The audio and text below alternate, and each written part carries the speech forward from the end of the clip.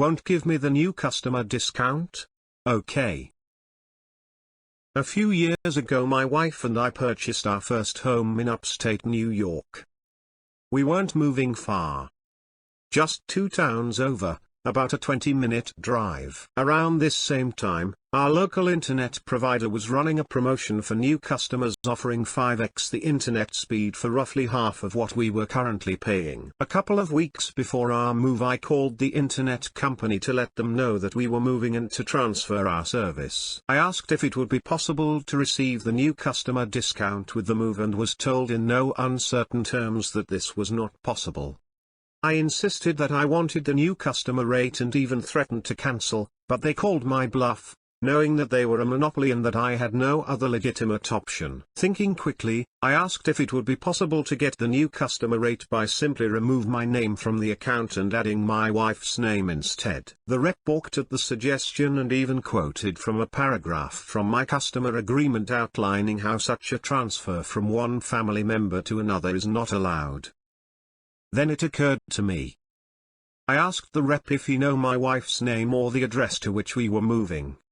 After a brief pause, he answered no. I then happily let him know that I would like to cancel my service, effective at the end of the month. He was adamant that any attempt to circumvent their transfer policy was a violation of my contract, but eventually agreed to the cancellation. 2 weeks later, after our move and a half-an-hour phone call, my wife signed up for our new cheap, fast internet. They jacked our rates up a couple of years later, but it felt good to get just one over on the big bully.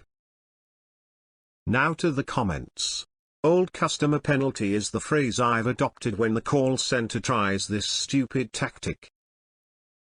I luckily have a secret tactic which works every time. It's called my mom. Me and my sister have her talk to the ISP whenever our rates get too high. She's old and has no clue what she's talking about. I give her a printout of other local companies' new customer prices and speeds and tell her that megabits and megabytes are different but both are abbreviated MB. And she just goes in circles with the phone rep, asking them to explain every little detail, and any time they mention speed, she asks them if it is megabits or megabytes. And after about 2 to 3 hours our bill gets dropped down lower than the new customer rate for another year. I think it's because they will get in more trouble for a 3-hour call than they will for the reduced price. I can almost hear your mom in my head. Why?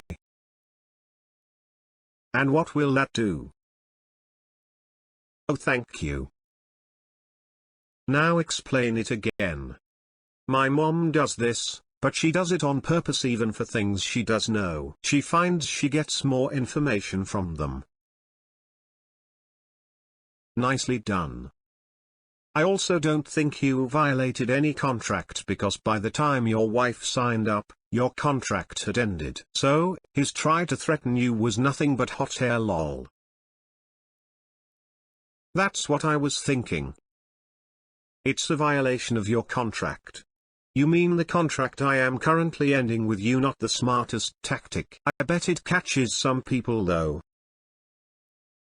Yeah, you don't have a contract with me. And you never had a contract with my wife.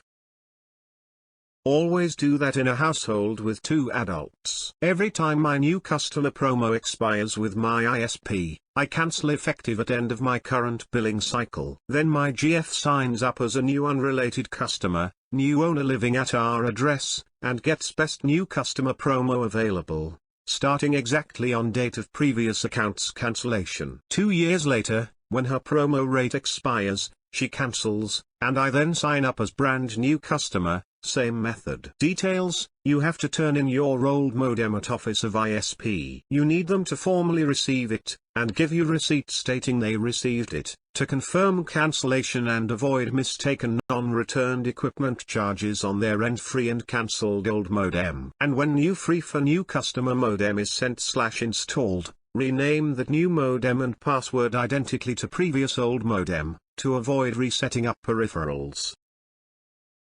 I saved over $1,000 this year by simple switches. Wish I'd known it was this easy. My last call was to my pest control company and I was so annoyed with them I just asked them to cancel. They reduced my bill into a 1/3 of what I was paying. Ridiculous what they were trying to get me to pay. Internet/cable monopolies should be illegal. US gave away billions to these companies and we got nothing back in return. Sure we did. We got lousy customer service. I have a tenant on the same property as my house. Somehow, when they opened an account, they screwed up my service. I had to show up at their store in person to try and get it fixed. The guy at the counter was actually really cool about it. He said he couldn't fix my account because he's not sure how it got screwed up, but he would cancel my current account and make me a new one, and since it's a new account, I got the new customer discount again. And that is how you get customer loyalty. Companies nowadays don't really care about that anymore. Unfortunately, the company itself is absolute trash. I just happened to get the one awesome dude that probably doesn't work there anymore. God forbid we keep helpful employees. If you call to cancel and say I'm moving or I'm switching or anything like that, the poor rep will be fired if they don't go through that part of the retention script. They hate reading it way more than you hate sitting through it.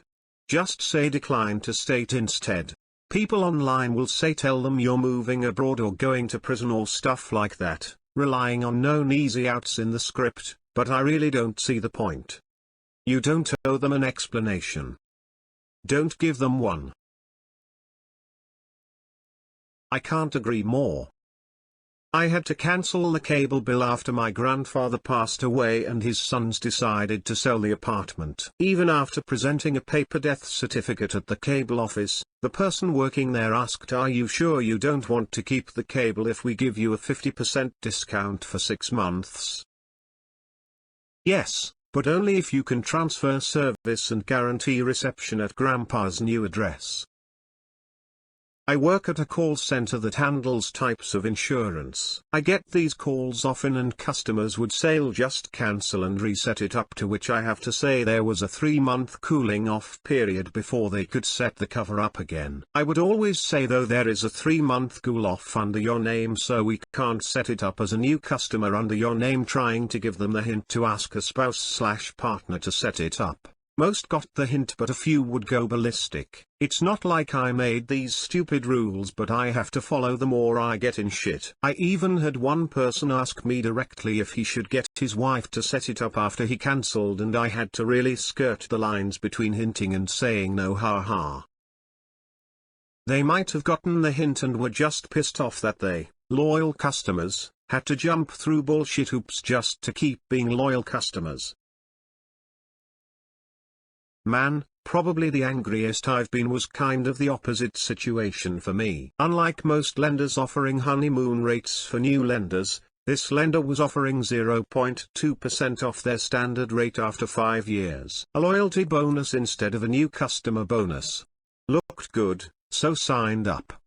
After the 5 years I got notified of my adjusted rate, and happened to hop onto their site to check. While yes I was 2% under their highest variable rate, I was also 1% above their new borrower rate. I was fuming, so much for loyalty bonus. I tried but they refused to adjust my rate, but as I was hunting around for a new lender, they happened to post a blog about their rates. I wasn't the only one upset by how much discount new customers were getting over existing. I replied with my situation in their comments and within 20 minutes they called me to offer me the discount rate.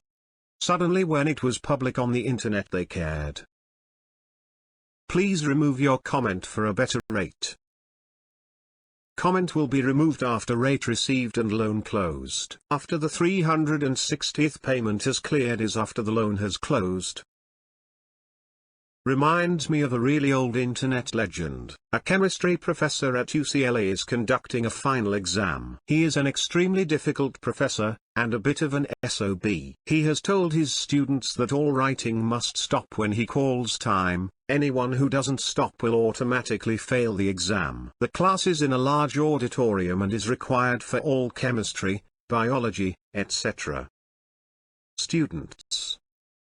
At the end all the students except one finish as instructed. The one student keeps writing furiously for 30 seconds or so until he is stopped by the professor, who tells him he has failed the exam. The student walks to the front of the room with his blue book and attempts to argue.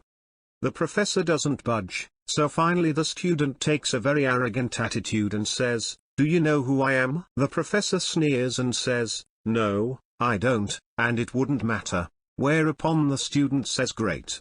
Sticks his blue book into the middle of the stack of blue books already turned in, and runs out of the room.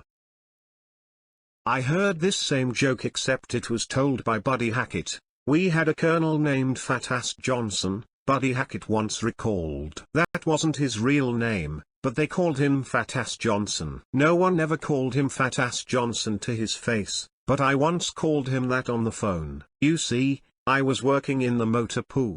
That's where they keep trucks and jeeps and vehicles like that. The phone rings. The sign said, "Recruits, do not answer phone." I didn't know what's a recruit, so I said hello. A voice said, "Soldier, what vehicles have you got available?" I said, 6 trucks, 7 jeeps, an MA armored car, a half-track, and Fat Ass Johnson's command car. He said, "Have you any idea who you're talking to?"